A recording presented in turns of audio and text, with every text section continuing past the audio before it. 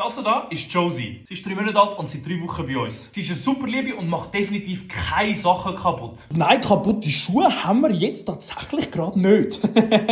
Schlafen mit ihr?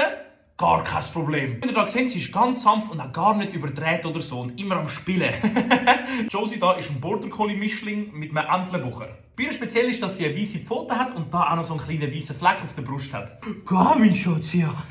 Aber da kann mit gut 12 Wochen Sitz, Platz und Pfeutli geben. Stopp, Aua oder Warten. Das kennt sie noch nicht. Sie ist super ruhig und braucht definitiv nicht die vollste Aufmerksamkeit. Am liebsten hat sie solche Squishy Toys. Sie wird definitiv nicht stärker wie ich werden. Ja, gell? Ja, Schatz. Und ich wollt wissen, ob sie schon aufs WC kann, geht draussen. Ja, das müssen wir noch ein bisschen üben. Aber ganz ehrlich, die Dame würde ich mir immer und immer wiederholen, gell?